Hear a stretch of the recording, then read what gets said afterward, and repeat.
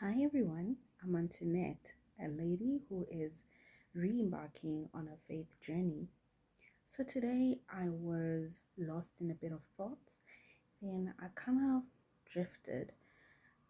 So, because I'm going back into prayer, into reading the word, I got into YouTube and I was like searching through all these pastors, all the sermons. I couldn't really find something that sat down with me. I felt like everything that I was coming across is a little bit too overwhelming, or there's too many rules coming with it that I didn't know where to start. But as I was lost in thought like that, the Lord impressed a word on me, and I felt like no, I need to share this with somebody who is rediscovering faith, or someone who is new to faith, and you are just trying to pitch yourself into prayer. So I was led to Colossians chapter 2. Um, the word is from verse 13 up until verse 15. Forgive me, I'm actually reading from my own Bible. I am going to be reading from the New King James Version.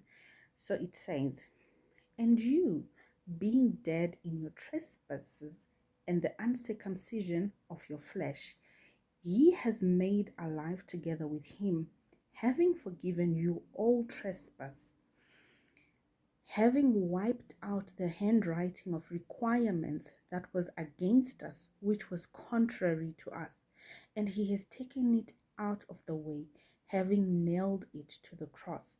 Having disarmed principalities and powers, he made a public spectacle of them, triumphing over them in it." So, for me, how did I catch this word? Well, for me, it kind of simplified prayer.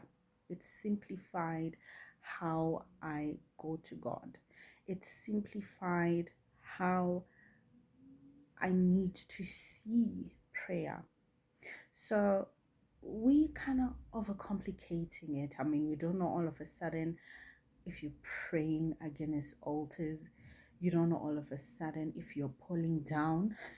You don't know all of a sudden if you're uprooting, because you're still just, trying to find your feet. So for me, this word meant that there is no requirement.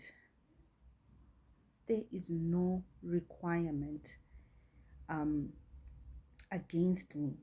So I need to be able to be comfortable. I need to wear prayer as a second skin. I need to be comfortable in it in my own way. Having that knowledge that God has made it simple. Having that knowledge that I'm having a conversation with God. I don't need to set up an altar in a corner of the house. I don't need to bring out candles. I don't need holy water all of a sudden. I don't need anointing oil right now.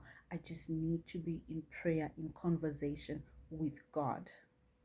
So I felt I should just share that with someone. You don't have to overcomplicate prayer. You don't have to overcomplicate how you go to God. You don't have to have certain things, because remember, He is in you already. So there is no consulting of things. You don't have to be worried about, oh, am I setting up okay? Am I? No, just simply kneel down, sit down, speak to God from your heart. Tell Him if you're overwhelmed. Tell Him what is overwhelming you. Tell Him your worries. What is it that you're anxious about? Tell Him. Have a conversation with Him like a father. Have a conversation with Him. I mean, some guys or some people don't have the father figure in their lives, but let me tell you something. Speak to him as you would speak to someone you have so much respect for. Humble yourself the way you humble yourself when you're speaking to that person. That's how you start.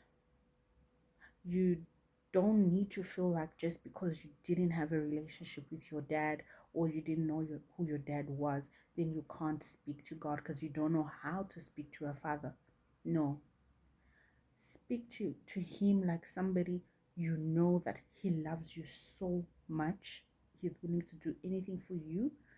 Speak to him in the most simplest way, in the most humblest way. Just speak. Even if you want to burst out in anger and just express that anger, bring it out for him to see, so that he sees where you need healing, so that he gives you what you need for your healing, so that he can leave peace with you. So that's all I wanted to share with somebody. So, people, let's not be scared of prayer. Let's get into our word. Jesus has already come. The works have already been done, and the works are finished. Walk in the knowledge that the victory has already come. Walk in the victory. And that's all for today. Thank you.